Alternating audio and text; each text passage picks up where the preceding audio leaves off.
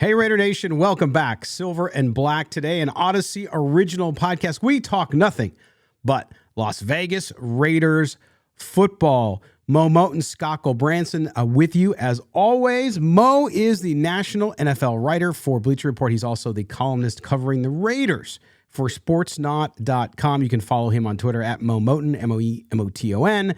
I am at LV Gully. We appreciate you guys being here. Make sure you subscribe to the show wherever you get your audio podcasts. Hey, just go find us, subscribe, put on the auto download, and we appreciate you very much. If you're watching us on the YouTube, make sure you hit subscription and the notification bell as well. Well, Mo, you are with us. You weren't with us on the postgame on Sunday after I called it the Raiders revelation. People are calling it the miracle in the desert. People are calling it the revenge for the Tuck rule, whatever you want to call it. Just an incredible ending to a game where it appeared that the Raiders would again, well, they did blow another double-digit lead, but they come back late after the offense sleeps the entire second half. Derek Carr leads them on a drive, ties the game with 32 seconds left. And then, of course, we saw what happened with the Patriots and, of course, the Chandler Jones interception. I call it that because I still can't believe that Jacoby Myers did what he did. But nonetheless, let's talk about this game since we haven't had a chance to talk to you about it first. The ending. I said this to Murph the other night, Mo, and I think this is important because we're going to get into a lot of different issues because a lot of this game we need to talk about, and it's completely separate and not as fun to talk about as the miracle that happened at the end of the game with the Raiders winning 30-24. But I told Mo that most of all, I felt great for the fans on this one. Forget the football, forget how this boneheaded move by the Patriots, very un-Belichick-like, but the fans were able to enjoy, to snatch victory from the jaws of defeat and see their team win in a crazy play for once when usually the Raiders are on the other end of that. I don't care if people don't agree with me on this. I have a name for it. It's not going to make sense until I explain it. I'm calling it the Sloppy Joe Spectacular. And why I say that is because if you watch the game from beginning to end, it was a very sloppy game on both sides. The Raiders, yes, I believe, 13 penalties, which is the most penalties in a single game this season. The Patriots, as you just mentioned, very un-Belichick-like, just mistakes, disjointed. I mean, their offense has been disjointed all season long because they have a defensive coordinator calling plays for their offense. But that's a whole nother story, a whole nother segment for probably our sister podcast that covers the Patriots. But I will say that with a sloppy game as it was, the Raiders come out looking spectacular because Derek Carr throws that pass to Keelan Cole. There's some discrepancy. Was it a touchdown? Was it not? I'm not shedding any tears, especially for the Patriots, because as we know, the history between the Patriots and the Raiders, there's a certain call that went against the Raiders that shouldn't have. So we won't talk about that either. Oh, yeah. But Chandler Jones coming up with that, as you call it, an interception. Technically, as you know, we all know it's a fumble recovery, but yes, we'll go with interception, fumble recovery / whatever. But it was a spectacular heads-up play for Chandler Jones, who's a former Patriot, so he understands playing to the whistle, keeping your head up on a play, not giving up. Because if you look at the play, he actually missed the tackle on Ramondre Stevenson originally. He slips off of Ramondre Stevenson, who runs upfield, and then he stays with the play, stands in front of Mac Jones, because on those laterals, a lot of times players want to get the ball back to the quarterback so the quarterback can throw deep downfield. Him having the presence of mind, knowing that, stands in front of Mac Jones. Jacoby Myers makes the big mistake of lateralling it backwards. He's there to pick up the pass and running in for a touchdown. There you go. It's the Sloppy Joe Spectacular, as I would call it. Sloppy Joe Spectacular. You heard it here first, Raider Nation. I know that's going to catch on. There'll be T-shirts because Raider Nation loves their T-shirts. And I could just see a burger with or a bun with Mac Jones kind of stuck in the middle of the bun as he's getting trucked by Chandler Jones. You can have a bun with Sloppy Joe in it, and you can have Chandler Jones smashing the bun into Mac Jones' face as he's getting pushed into the turf by the 44-yard line. There's so many creative things you can do with that. There is, but the amazing thing about this was, I think everyone had the same reaction. Was like, that just didn't happen. There's no way you go down. And you talk about it. I saw the scrum with Jacoby Myers after the game, and they asked him, and he was very calm about it. Just said, yeah, I just made a mistake. No, it wasn't planned. I just made the wrong choice. I was trying to make a play happen, which gets back to your point about being a very uncharacteristically for a Belichick team, because those guys just don't do that. I mean, you're tied. You're not behind by 6 or 7, right? You are tied. All you got to do is go down, and Stevenson makes a nice run, almost broke it for a touchdown, frankly. If he gets another block, maybe he does. And so you go down, and you get to play, especially on the road. But this one, it's one of those deals where we go back to the Carr drive, and I want to show that because I have the picture. You ready? The picture, and I got to take our graphic off of here, but you can see, Mo, you've seen this picture, right? Well, there it is. There's the toe just in bounds. And I was blown away by this. And I know Raider fans like to talk about the referees almost more than their team sometimes. But in this case, this was the right call. Now, they didn't make the right call because they made the right call. They made the right call because they couldn't find any evidence to overturn it. So the gentleman who got the call, the linesman that was on the side, and he's actually, if you're looking at this picture straight on, he's to the right of this picture, or would have been the left of the players, the line judge, got it right. And yes, it was close, but I couldn't believe how many national media, I couldn't believe how many folks that are Patriots fans were complaining that they got ripped off over the call. And now I understand some of the angles looked as though Cole didn't get his foot in, but it is remarkable, Mo, that not only did the Raiders get the correct call there and get the touchdown to tie the game, but then they get the crazy play to end it. That's so foreign to Raider Nation to have the ball bounce your way twice. I'm not one to complain about referees because, like I said, I said this while you were out sick. I said, if you look at every NFL game, every team has one play that they remember, multiple plays that they can remember to gripe about. Just not to go off tangent, but Sunday night, that Giants-Commanders game, the guy is literally hugging Curtis Samuel as he's in the end zone, and the refs don't call that in the final play. Now, people say you don't call that in the final play, but as the referee that's part of the broadcast said, a foul is a foul. Right. But anyway, in this case, as you said, they made the right call. Now, just like you, I watched from a television set where they show the overhead angle, and it looks like Keelan Cole's toe is on the white line. But as you just showed the picture, you could clearly see that his toe is in bounds. And I think it was Jonathan Vilma who pointed this out. He said, a lot of times they go by where the receiver's foot kicks up, and when his foot kicked up, you didn't see any white, right? So if his foot kicked up and you saw white come off the ground, that shows that his foot was hit out of bounds line. But you didn't see that; it was all black. So it definitely the right call. So I know Raider fans are gonna have their conspiracy theories about the refs anyway, but in this case, they did the right thing, so there's nothing to complain about there. No, that is true. But it's interesting because even when there's nothing to complain about, people like to complain, and that's the one thing too. I mean, you look at this game. We're going to get into the particulars around how the game was played before the final play and before this play as well in just a minute in the second segment. But Mo, I was blown away because we got on, as you can imagine, the chat was going crazy in the post-game show. And I was just shocked at how many people got in there and all they could talk about was how bad the offense was, how bad Derek Carr was, how much the defense sucked, and all this stuff. And I kept saying to people, listen, we'll get to that here on this show because we're objective. We're going to talk about the good, the bad, and the ugly, always here on Silver and Black Today. But enjoy the win. It was one of the most exciting finishes in Raider history. It just was. I know it was just a regular season game in a down year, but it was still an amazing ending. When you thought you were going to lose again, the Raiders come out and do this. It's really interesting because I sit back, and I'm not trying to criticize anybody. Let me just be clear about that. I just don't understand. Your team just won, and you're mad. Do you get? Is it like PTSD? What is going on with Raider Nation that they're not even happy in a win? I want to be careful not to paint all fans with the same broad brush. Right.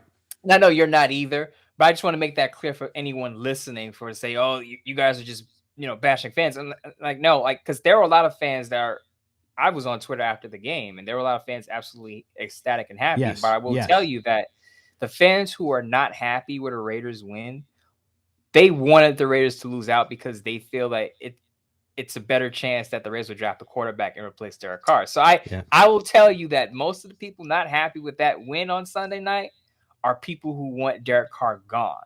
And like I said, the chain reaction is if the Raiders had lost out or if they have a poor record, it increases the chances that they have a shot at drafting a top quarterback prospect and replacing Derek Carr. That's where the anger comes in.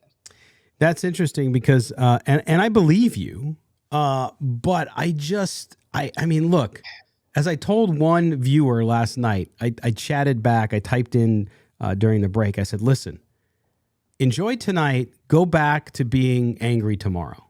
Just give it a few hours. Even when you're going through tough times in life, things might not be going your way, whether you lost your job, you lost your girlfriend, you lost money, whatever it may be, you got to find joy at least a little bit, right? To keep yourself sane.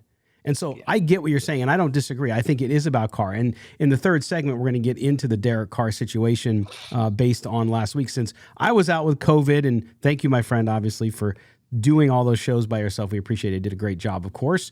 And we'll talk about that because there were reports last week we got to get into, and also this game, what it might have had, any impact on that one as well. What about, though, this game, too? I mean, you look at what the Raiders had in front of them, right? They have to win out. They got to still win out for any chance of the playoffs, which, again, very minute chance.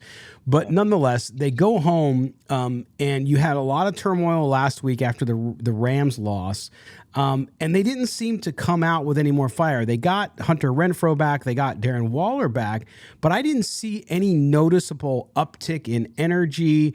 I didn't see anything go backwards either. I didn't see concerns. Well, boy, these guys are out there and they're just playing out the string and they've quit. What do you take from that? Anything, Mo? I don't take anything from it. What I will say is, look, I know the offense didn't have its best day. I get that. I'm not going to praise the offense. The offense was excellent. What are you talking about? No. First of all, not to go into the nitty-gritty details yet, but the offensive line played well in the first half. Pass protection broke down in the second half. Let's be honest. Carr was inefficient, but when he had to come through, he did. By the way, he threw 3 touchdown passes. Did well in the red zone this time. Threw a touchdown pass to Matt Collins in short distance. So there was that part. But I think what it comes down to is when you bring back Hunter Renfrow and Darren Waller. Let's remember neither player has played, I believe, even 8 games yet. Right. So I think they're still getting used to the system. I know fans don't want to hear that at this point in the season when you're 3 weeks out from it being over, but they missed a lot of time. They missed a lot of practice. So you gotta now. Darren Waller came in, he contributed, scored, had a touchdown. Hunter Renfrow not so much. He had a catch, I believe, and he returned punts. But my concern is not really about the energy. I think the Raiders offense had some issues with the Patriots. Give credit to the Patriots defense. It's still a pretty good defense. By the way, Bill Belichick is a good defensive mind. He has his son calling plays. So typically the Patriots have a good defense. So you got to give them credit for that. The Raiders weren't going to run through them and score 35 points. I believe on this show while you were out, I said this is a 24-21 game. I didn't expect it to be a high-scoring game. So I didn't expect a lot of points there. But if you want to talk about energy, I would probably go back and watch that. But I didn't notice any, as you said, I didn't notice an uptick where players are more juiced up for this or a kind of a step back where players weren't into it because the remote chances of getting to the playoffs. Yeah, I just thought they played, if I'm going to criticize the Raiders, I just thought they played one of their sloppiest games and still came out on top, which is something to be positive about because, as you said, they blew another lead. And they had to wind up coming back and winning the game. So, that's why I call it the Sloppy Joe Spectacular, because though it was a super sloppy game for the Raiders, they come out looking spectacular because they get the W. That's right. Well, the Super Sloppy Joe Spectacular. There you go. I love all the alliteration in there with the S's. You know you're a writer when you're alliterating to that effect. Yes. Well, Mo, I don't understand why you would ever look for any positives. I mean, come on, it's all about the negatives here, man. No, but I get you there. I get you. Look, it was a win, and that's what I said the last show was. I said a win is a win. Doesn't matter how it happens, it's still a W, right? But as you said, a lot of people don't want the W's because they think things are inevitable if the Raiders don't win. Really quick. Now, I put out a tweet on, I think it was Friday or Saturday. I believe it was Friday. I said, there are 4 games left. What do you want to see most from the Raiders in these last 4 games? Now, a lot of people said, I said, aside from the obvious, a win. A lot of people said they want to see consistency. They want to see Josh McDaniels hold on to a big lead. They want to see Derek Carr prove why he deserves to stay. Chandler Jones continue to play at a high level. Some people wanted to see other players in the game, like Malcolm Kuntz, who blocked the punt, by the way. Yes, he did.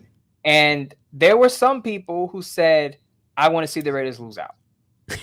They were a good, and I'm not saying a small percentage, they were a good portion of Raider fans that said, I want to see them lose out, because there are fans, not just Raider fans, but there are fans, period, who say, I'd rather a team be terribly bad and get a high draft pick than be mediocre in this middle ground purgatory where you're picking 12 to 16 and you're kind of stuck in the middle. Just be bad, bottom out, get a top pick, and not restart, but refuel and reload. I get it.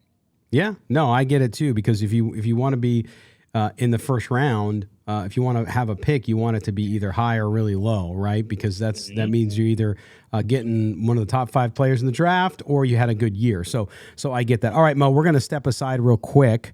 When we come back, everybody, we're going to get into a little more of the ins and outs of this game. We're going to talk about the offense. We're going to talk about the defense, which I believe, get mad at me, that most of you are wrong about the defense. And I'll tell you exactly why using some numbers when we come back, as well as talk about that. Merry Christmas week. As you can tell, I'm wearing my elf hat today. And don't forget, on Thursday, my annual, 'Twas the Night Before Raider Christmas. If you haven't heard them before, we might have to pull them out of the archives and put them up as a special podcast so you can hear all 3 of them. They change every year. I write them every year because that's how much I care for you. I want you to have a good Christmas. You don't celebrate Christmas? Doesn't matter. You can celebrate 'Twas the Night Before Raiders Christmas. But we're going to do that on Thursday. But to hear it, you got to download the podcast, so make sure you subscribe. When Mo and I return, we're going to get into the ins and outs of the game, talk a little about where the Raiders struggled, where they succeeded, and what we can learn from that. You're listening to Silver and Black Today, Odyssey Original Podcast. Don't go anywhere. Welcome back. Tuesday edition of Silver and Black Today, an Odyssey Original Podcast. Welcome back, Raider Nation. We appreciate you listening or watching us if you're with us on YouTube. If you're listening, make sure you subscribe to the podcast. We would appreciate that very, very much. Put on the auto downloads. You can get us wherever you get your podcasts. And if you're watching us on YouTube, hit subscription, yes, but you got to hit the notifications bell or you won't know when we have a new video out as well. I am Scott Gulbransen, your host, along with my partner, my co-host, Mr. Moe Moton. I've got Mo. My lips aren't working. The COVID is still a little bit in there. I'm trying to get to it.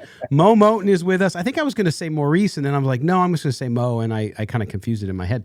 So Moe Moton, he's the national NFL writer over at Bleacher Report. He also covers the Raiders with a column up on sportsnaut.com. Follow him on Twitter at MoeMoton.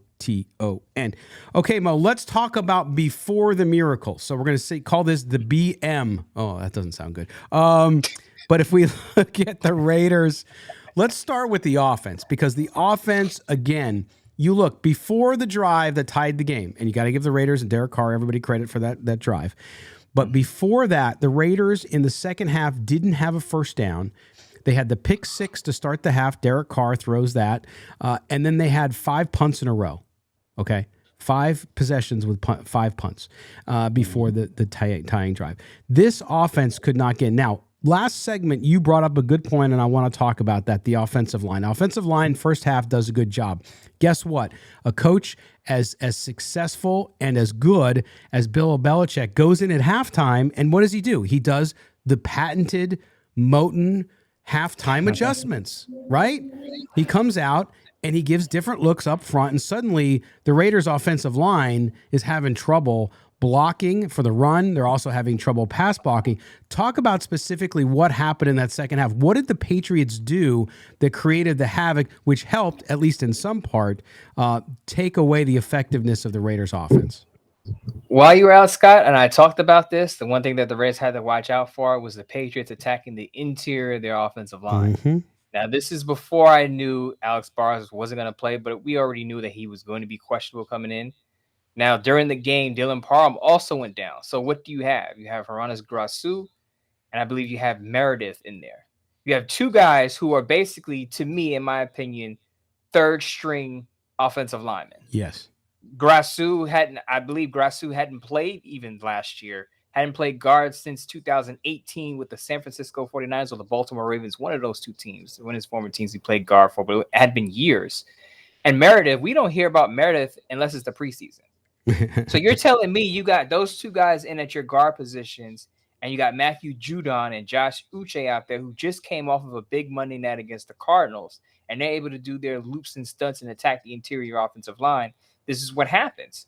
And as you said, the Patriots go in at halftime. They make the halftime adjustments there, and they're able to attack a weak spot on the Raiders' weak spots on the Raiders' offensive line. So there you have it. And that's how you wreak havoc on the Raiders' offense, and you make it hard for them to even get a first down. Now, I'm not going to blame it all on the offensive line because there were, Carr, there are times where I feel like Carr maybe missed someone, but that happens every game.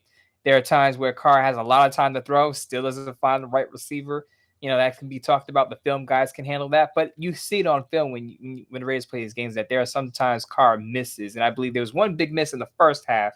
Yep. I think Jonathan Vilma pointed it out that he did. Matt Collins had an in route, and Carr was locked onto Davante Adams, and he didn't see Matt Collins until it was too late. He was covered up coming across the field.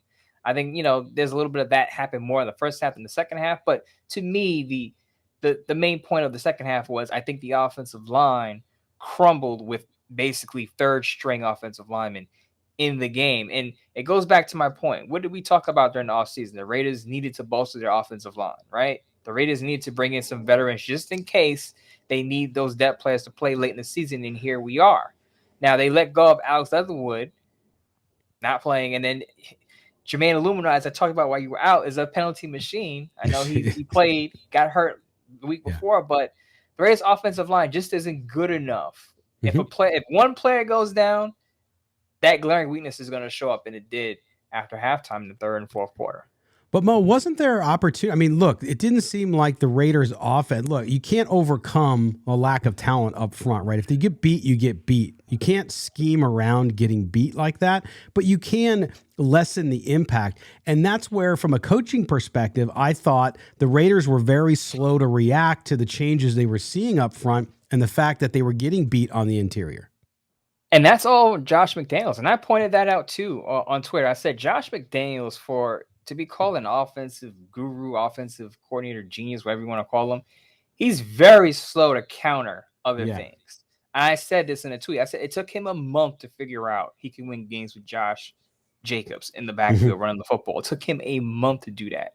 It took him a while to kind of get Davante Adams involved. Not get him involved, but remember, as I said before in a previous show, remember Davante Adams had a problem with not getting the ball even when he's double teamed, and he kind of had this come out and say, "Look, give me the football even when I'm double teamed." It's kind of like you, as Josh McDaniels and Derek Carr probably knows, but Derek Carr is going to do what Josh McDaniels wants. Josh McDaniels should know, like, you have a star receiver. He's there for that reason. Use him even when he has double coverage. Now, the Patriots did a good job with him. Kudos to Marcus Jones, who did a good job with Davante Adams. I believe Davante only had 4 catches for 28 yards. But, when your top wide receiver is covered and not having a great game, you go to the next option and use your next option. But to your point, if the offensive line wasn't holding up in the pass protection, that's when you go to the short passing game. Right. Especially when the run game is not going on. That's when you use Amir Abdullah and Josh Jacobs in the short pass game. Get them out in the flat, get them some easy targets, and get up the field quickly and get some first downs.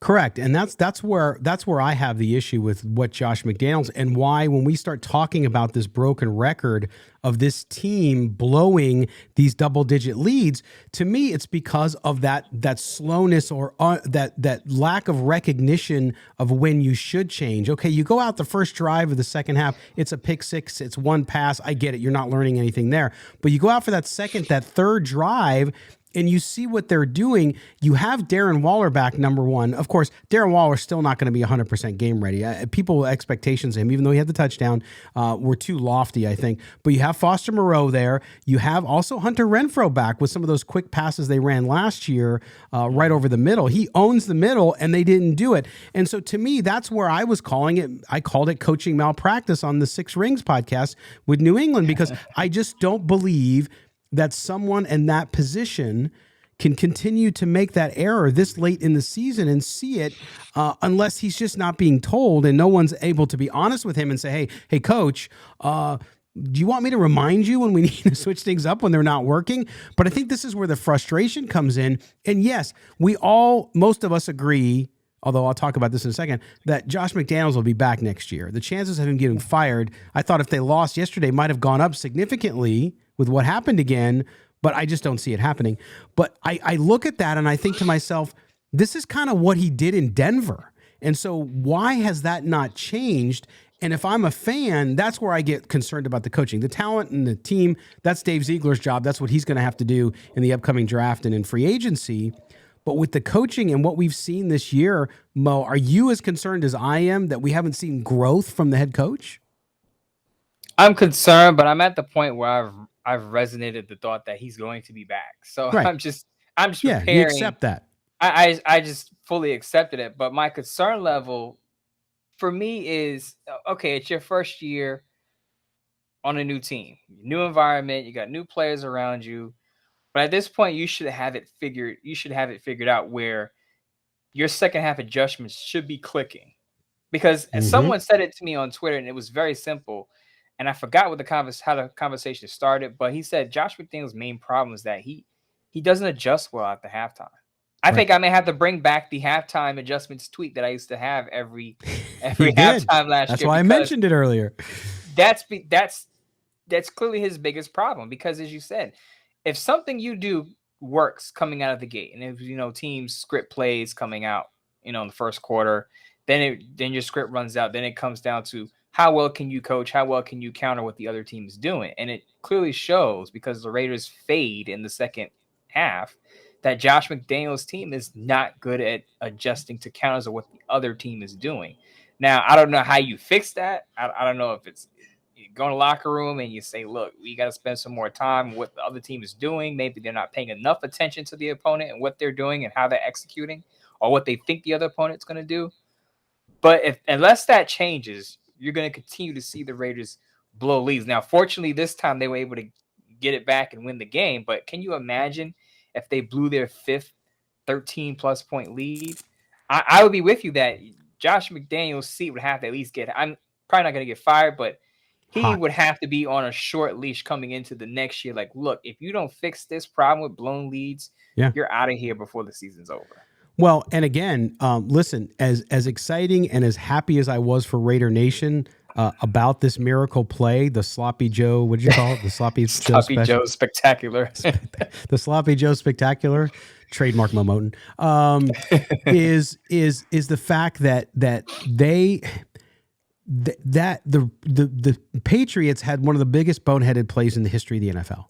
If they don't do that, the Raiders do lose, or maybe they lose. Overtime. It's going into overtime, right? So you don't know what happens either way. So who knows? But my concern is this, and I'm going to bring up the Houston Texans for a minute, and you're going to out there say, why is he doing that? And by the way, why is he wearing that stupid elf hat? Merry Christmas. But for those of you watching, but I will tell you that one of the things we always talk about, and you hear NFL coaches talk about, is you want your team playing its best football. Mo, you've mentioned this over the months as well of the season, around Thanksgiving going into December. Okay? So between Thanksgiving and Christmas is when you want your team, well, beginning of January now, you want your team playing its best football. Now, I use the Texans because they are the worst team in football, correct? One win? Correct. Mm-hmm. They took the Chiefs to overtime, right? That's correct. Okay. So the Texans, who have less talent than the Raiders, right? We'll just assume that. Not in every position. I'm just saying overall, the Texans are playing, and the last 3 weeks, the Texans have been incredibly competitive in games they had no business. They were double-digit underdogs in all of those games, okay? Mm-hmm. And they played hard. They are playing their best football under Lovie Smith. And this is what worries me about this coaching staff and the roster as it's made up now. I know it's going to change a lot. That they are not playing their best football. They played their best football in a 3-game stretch 3 weeks ago, okay? And so, again, that goes back to not only the coach not making adjustments, but what is it that and you could talk about new systems and all this kind of jazz, but guess what? These guys should be playing hard no matter what the goal is. The goal should be, we're going to try to win out and make the playoffs, even though it's a minute chance. Wherein the Texans they've mathematically eliminated weeks ago, and they are playing their best football. That, to me, that's what drives me nuts when I see teams who fade towards the end, even if they're out of the playoffs, because that tells me the motivation or whatever it is that's happening inside the building is not getting them better. Yeah, that's actually a great point to bring up, that the Texans, as you pointed out, took the Chiefs to overtime, almost upset the Cowboys. How do I know this? Because I lost some bet money. They covered double-digit leads over the last 2 weeks, and I lost money on one of them. I thought the Cowboys would romp them after the Cowboys trashed the Colts. Didn't happen. I was a little hesitant because I said, okay, the Texans have a little fight with the Kansas City Chiefs, and lo and behold, they take them to overtime. And I thought for a minute, if Patrick Mahomes doesn't get hot, the Chiefs lose that game. Believe me. Yes. I watched a lot of it. If he doesn't become Patrick Mahomes the Great, the Chiefs go down, and we're talking about a big loss. Well, not us, but Chiefs fans and Chiefs radio are talking about a big loss. So, yes, to your point, it's a great point that even the bottom of the barrel, the worst team in the league record-wise, is playing his best football post-Thanksgiving. And here are the Rays that they play their best football in the first half, and still in the second half, they still fade. And it goes back to my point about what the person said to me on Twitter, is that Josh McDaniels, when it comes to halftime adjustments, gets a big fat F, because it shows that he's not the guy to make those whoever's making the halftime adjustments is not doing a good job. No. It's crazy, but they get the W anyway. All right, we're going to step aside for our final break. When we come back, your favorite subject and mine, Derek Carr. We're going to get into that a little bit because Mo and I need to catch up on last week's trickle of news around Derek Carr and his future with the Raiders. We'll also talk about his performance on Sunday. Of course, he had the one good drive and a couple in the first half, and we'll talk about that. So get ready for the Carr Wars, ladies and gentlemen. You're listening to Silver and Black today, an Odyssey original podcast. It is segment 3, the final segment of this Tuesday edition of Silver and Black today, an Odyssey original podcast covering your Las Vegas Raiders winners 30-24. Boy, this COVID brain thing is real, Mo. I got to get it together. All right. 30-24, of course, on the miracle play, Chandler Jones with the interception / really fumble return for a touchdown. By the way, Mo, that picture, the memes of Mac Jones getting run over by Chandler Jones is just phenomenal. Some of these people who have the time to make these memes all day long, it's really funny stuff. Yeah, I tried to promote the people on this show, but my guy DC4LTs, I think it is. Yeah. He had the T-shirt up, I think, within an hour. Within an hour of the game, the T-shirt was already printed. It was selling. It is the best thing ever. I think they're still scraping Mac Jones off the 44-yard line, but it's all in good fun. Yes, he got and the thing about it is, if he just had thrown his body at his legs instead of trying to make that awkward backward falling tackle, he probably would have stopped him. Right. And so it just goes to show you he just wasn't prepared for it and didn't expect it. I think everybody was as shocked as we were on the field as he ran the ball all the way into the end zone and there at Allegiant Stadium. But anyway, a great ending for Raider Nation, one of the most iconic now in franchise history. It goes right up there up on the list. All right, Mo, we're going to get into everybody's favorite subject, the Carr Wars. And we even have a new logo. If people are watching, dun, dun, dun. If you're watching on YouTube, you will see in your right-hand corner the Carr Wars logo. Oh, yes, that's where we've gotten with this. But I want to get it first. I want to touch on what you and I couldn't talk about last week because I was laid up while you were doing the show by yourself. And that was we saw Tashawn Reed do a report on Derek Carr's future. We also saw, which questioned whether, or not he could be back. We also saw Vinny Bonsignor, a friend over at the Las Vegas Review Journal, do one as well that had in there saying that an NFL source thought that the Raiders might move away from him. It was a little more definitive coming from whoever his source was, that the Raiders seem already moving on from Derek Carr. And obviously those two stories came out on the same day. There was clearly something going on in conversations, as journalists do. They have off-the-record conversations with people that lead to stories. Sometimes they will either say they have anonymous sources or they will just go ahead and write a story like Tashawn did, where he talked about the subject matter, including the money that'll be due Derek Carr, including the future of the team. When you saw those two pieces drop last week, this coincided with something you tweeted as I was in between my cough medicine stupor. I saw you tweet something about, hey, or it was your column in Sportsnaut, excuse me. I got to give you more credit than that. You talked about, hey, this last 4 games for Derek Carr could be the deciding factor, could be almost like an audition for whether or not he is certainly back next year. And then you see those two reports come right after your column.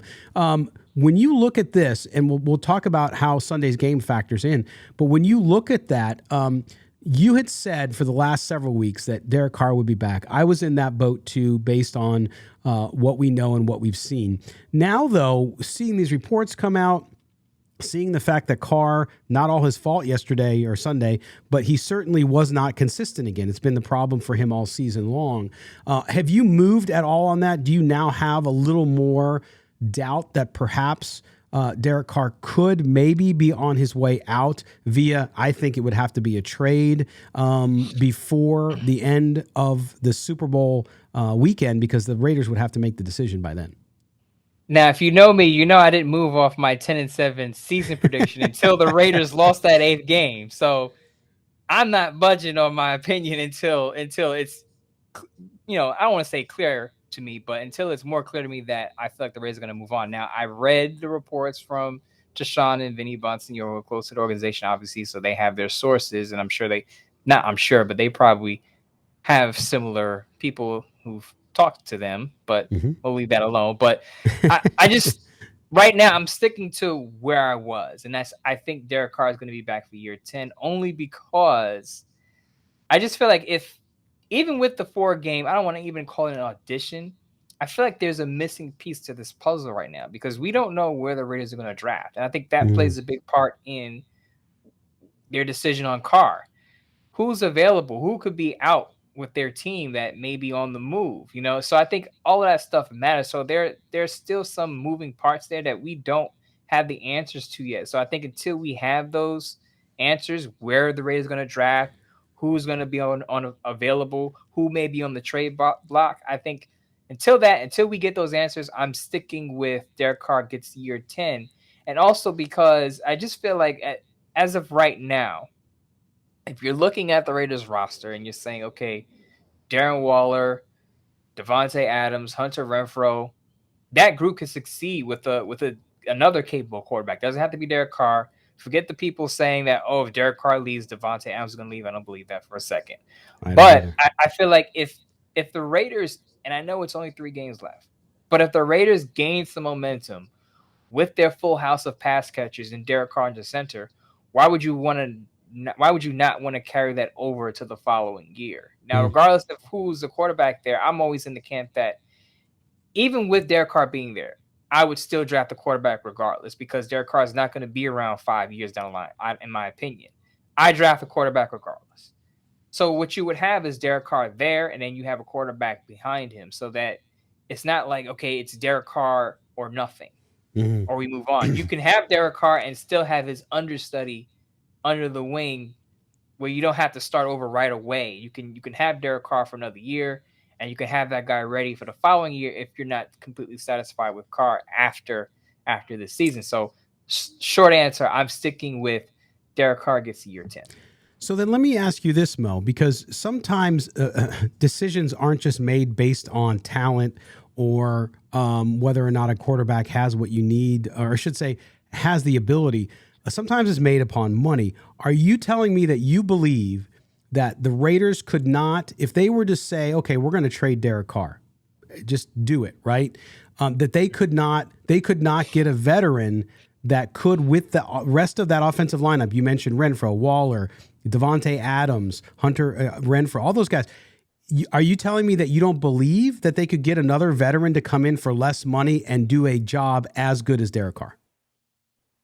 Oh, I don't want to say as good a job as Derek Carr, but I feel like they can get a bridge quarter. They can absolutely get a bridge quarterback who can move the ball with that unit. I mean, I'm in New York City, so I've watched Mike White step in. Mike White, yeah, and he does well with two young receivers. He's got Garrett Wilson, who's a rookie, Elijah Moore, who originally wanted out because Zach Wilson wasn't getting him the ball. Mike White puts up numbers with that group, and a defensive-minded head coach. So I can imagine what Mike White could do with an offensive head coach and the Raiders' weapons. Another guy that I like that I mentioned while you were out, Gardner Minshew. As I was giving a tribute, I said Gardner Minshew, to me, is a starter in this league. Now, he may get a chance because Jalen Hurts is banged up, has a sprained shoulder. Yeah. But Gardner Minshew, to me, if you're looking for a bridge quarterback, a veteran who can push the ball down the field, Gardner Minshew can do that. But the question is, if you bring in a bridge quarterback, then to me, you would get rid of Carr, and you're saying, okay, we're going to have this bridge placeholder quarterback, and we're going to have a young quarterback come in behind him, because I don't see the point of spending for a bridge quarterback when you're already spending on Derek Carr. So to me, if that guy's coming in, you're definitely moving on from Derek Carr.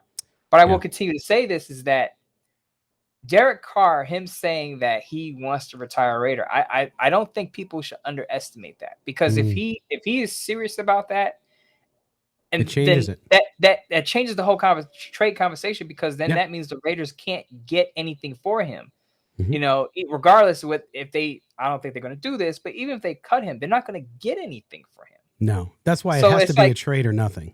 Right. So it's like, if you can't get anything for Carr, then you write it out with him for another year, and you draft the guy behind him and say, look, Carr, we like you, but we're bringing in this young quarterback. The future, just the future. It's about the future. And if Carr's not satisfactory level in 2023, I know fans are going to roll their eyes because they say we saw this for 9 years. But the point is, that young quarterback that you bring in may not be ready right away. No. And you have a team, you have at least an offense that could compete right now. So the point is, you could still compete now and get that guy ready. Because if you remember, and I know this is a Raider podcast, Patrick Mahomes wasn't great out of the box. He sat for a year behind Alex Smith before he got on the field.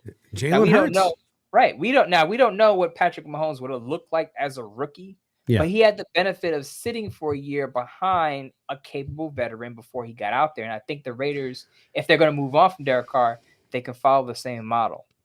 Right. And I think it all comes down to this. It's partly the money, because even if Derek Carr retired, you're off the hook for the money, okay? Except for and I think actually he'd forfeit the $4 million if he retired as well. But if he was cut, basically you'd have to pay him the $4 million. So that frees up basically $35 million. Which you can think about signing a bridge quarterback maybe for $15 million a year, maybe a little more than that. Plus, maybe you can go spend on, I don't know, a free agent offensive lineman that could come in and do something originally. So to me, it gets down to whether or not Dave Ziegler, Josh McDaniels have the confidence and want Carr around. If they want him around, I don't think there's any reason he's not back. But if they are looking long term and say, you know what, let's get this money. We have other plans for this money, and we're going to move on. We're going to get a guy to come in and bridge it, which I know a lot of fans would not be happy with. I think the possibility is there. I'm not saying it's going to happen, but I think that it's definitely within the realm. And we don't know, because we don't know what's going on inside the head of Dave Ziegler. But certainly there's a lot of, I think, what's the word I'm looking for? There's a little bit of evidence, at least, that shows to me that maybe Josh McDaniels doesn't always trust his quarterback as much as you should. Now, I could be reading into that. I'm not a guy who hates Carr, so I'm not looking for that stuff. But I'm just saying, it just looks at times that might be part of the problem on offense too. I personally think there's a higher chance that the Raiders draft the quarterback behind Derek Carr than outward, just trade him. I just feel like with the way the team is constructed, you have Devontae Adams at the height of his career. You just paid Darren Waller, who's on the other side, who's going to be on the other side of 30, has had some injury issues. Now, you still got to fix up the offensive line, still got to fix up the defense. But let's understand that this team necessarily doesn't have, and coaches generally don't have a lot of time to start winning. So we got this year right here that's the Raiders are probably not going to make the playoffs. So now we're going into year 2. Josh McDaniels understands that he's going to have to make a leap in year 2. He's going to have to win some games. So if he takes a step back with a young quarterback, you're thinking, okay, he would have to get the okay from Mark Davis that, look, Mark, this is going to take not about wins. Maybe, right. This is not about wins. It's going to take 3-4 years. This is a rebuilding project. If he goes to Mark Davis with that plan, then I can see it. And it kind of resetting his clock and giving him more time. But if he sticks with Derek Carr or gets a bridge quarterback, he's got to win some more games now, or else people are going to be looking like, okay, where are the wins? We got Devontae Adams, we got Darren Waller, we got Hunter Renfrow, we paid Max Crosby, we got all these guys. We got to start winning football games. That's right. And the guys that are getting older are not getting any younger. So you have to try to win when you can. So we'll see. But I think Darren Waller has a better chance of getting traded than Derek Carr does. So we'll see. Really quick, if the Raiders had a young roster, if the Raiders had the roster of like the Jacksonville Jaguars, without the quarterback, of course, or a team like the Jets, then I could see them moving on with Carr, because then you could say Carr's timeline doesn't match with the team's timeline. We have a young team. We have a quarterback who's older, been around for nearly a decade. Let's start over at the quarterback position. But the Raiders have guys a handful of guys they just paid. Yeah. So it makes you think like this is a win now roster, not a let's step back and then step forward roster. Yes. And clearly the win now roster was a catfish, as you said the other day on the show.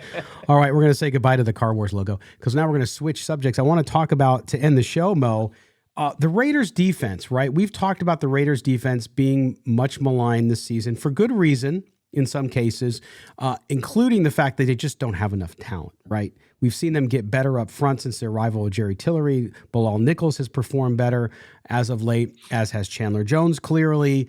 And so they've started to put it together, I think, and they've grasped the system. I saw folks after the game Sunday just crapping on this defense again. And I want to go over this because I didn't even think about this and realize it. But if you look at the Raiders' last 5 games, you ready for this?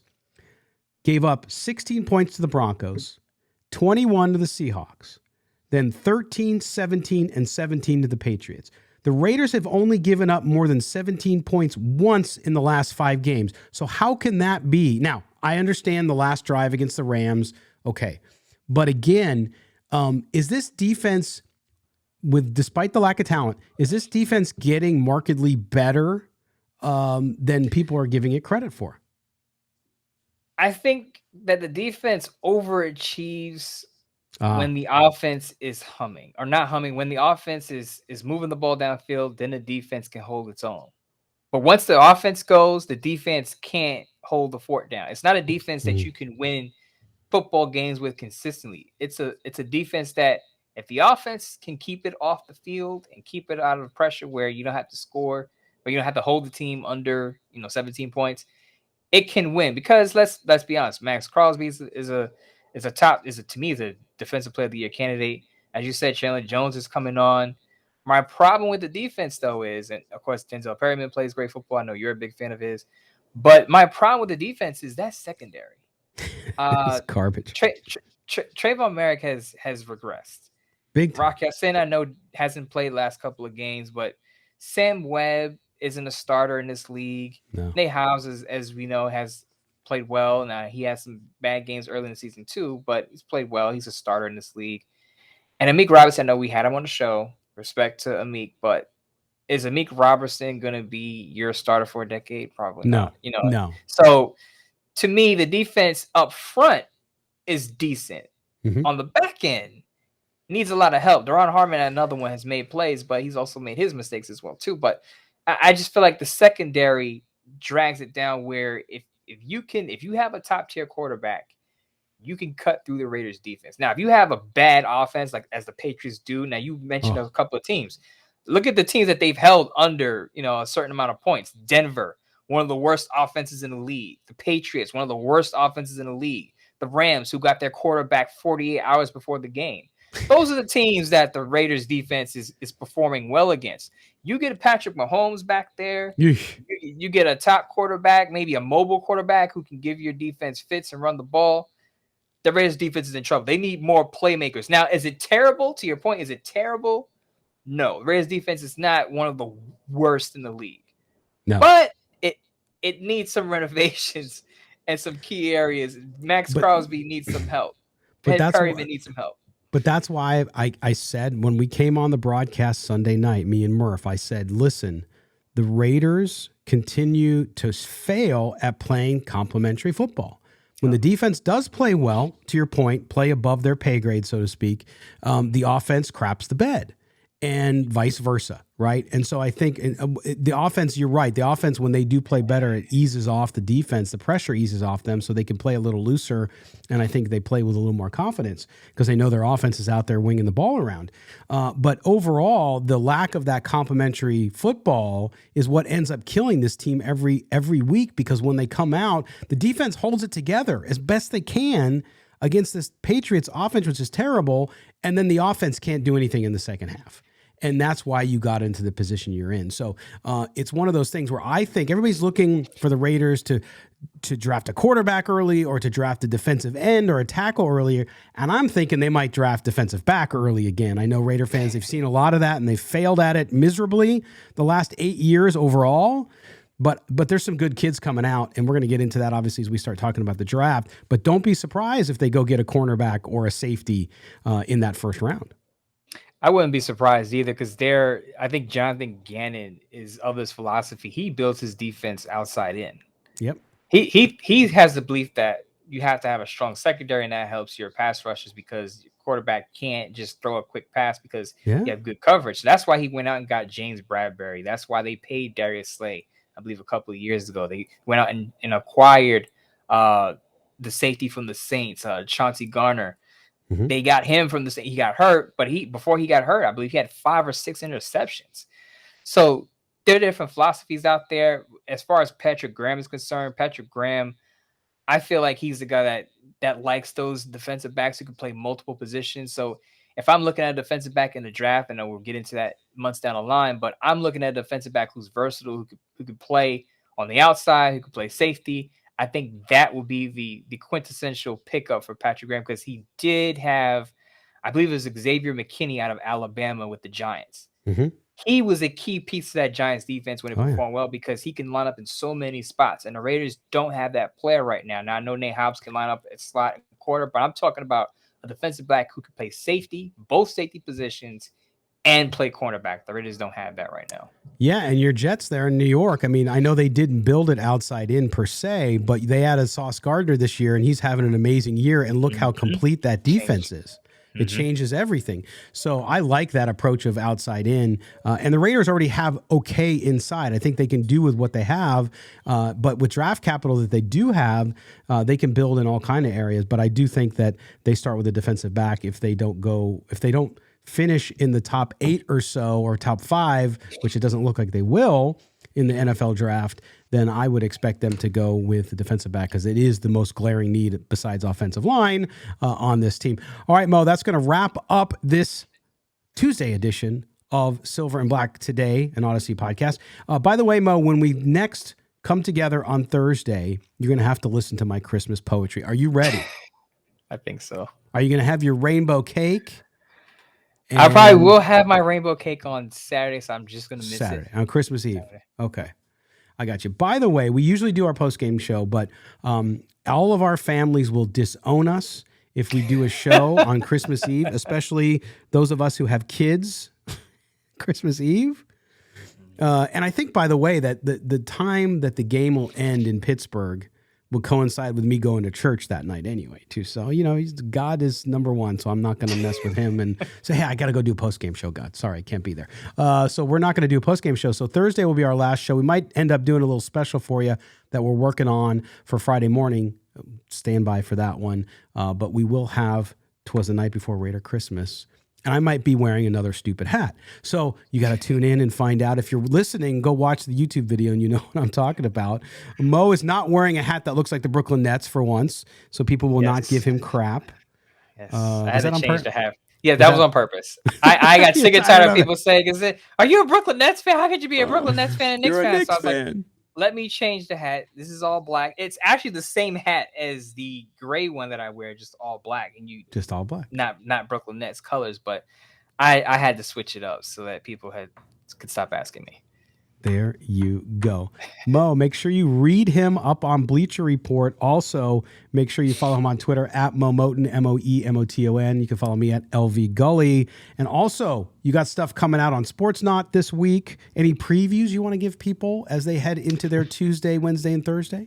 Well, we talked a lot about Derek Carr and Chandler Jones. I have a piece up right now, actually, that breaks down just the big picture. We know what happened during the game, but I think it was important to highlight Carr and Jones because of the year that they've gone through. They've had a lot of criticism, and rightfully so, directed their way. And I think Saturday's win was big for them mentally because, as I said, a lot of people came at them with criticism, but they came through when they had to in the clutch. Neither of them had a monster game, but when the Raiders needed to turn it around, as they haven't done so in the previous 4 games where they had 13-plus point leads, they were able to get it done. The other one, I have another article coming out on, I believe, Wednesday, where I campaign for a specific player to be re-signed. I won't give any hints, but I think it's clear that one player who's going to be a free agent needs to come back and be with the Raiders in 2023.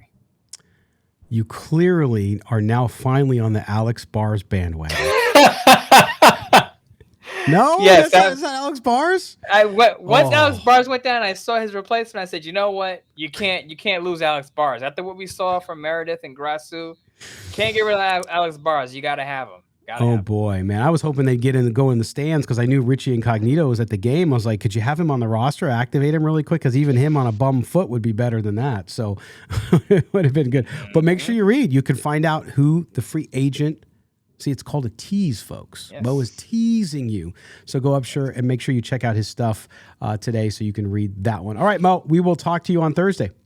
And by the way, if you don't know what Sloppy Joe is, that means you didn't grow up poor. No, I'm kidding. If you don't know what Sloppy Joe is, please Google it. I don't love Sloppy Joe, but it's a great meal when you don't have anything else left in the house. Dude. It's very quick, very scrumptious. If you don't have Sloppy Joe, I grew up eating Sloppy Joes. I also grew up grilled cheese, of course. Yes. Also, did you ever have fried bologna? I've had fried bologna and non-fried bologna. I had a lot of, to me, one time I got nostalgic. I'm at the grocery store and I buy bologna. I bring it home, or bologna, whatever you want to call it. I bring it home and I say, "Hey kids, I got bologna." And they're like, "What? What is this? What is?" Because they're used to turkey and ham and the stuff, and I'm like, "You don't understand. Like a good bologna sandwich on white Wonder Bread with some mustard. Oh, yeah. That was my childhood, man. See, Scott's kids live the privileged lifestyle, so they didn't experience bologna and grilled cheese. That's right. Scott does great for himself, so his kids don't have to suffer through Sloppy Joe sandwiches and bologna and cheese. They have Hispanic privilege. They do. Their mom is Hispanic, and she makes really good sandwiches. I don't know what to say. There you go. The Cuban sandwiches are really, really good. But yeah, that's all good. All right, Mo. Well, listen, man, we will talk to you on Thursday as we head into the weekend. Everybody out there, we appreciate you being with us here on Silver and Black today. We are an Odyssey original podcast covering the Raiders. Make sure you subscribe wherever you can get the show. Wherever you listen to audio, you'll find us there. If you're watching us on YouTube, thank you. Great chat, as always, on the side of us here. Love our viewers on YouTube. Always very active, and we appreciate your support. For our producer, David Stepanian, and for Moe Moton, I'm Scott Gulbransen. We'll talk to you guys on Thursday. Take care.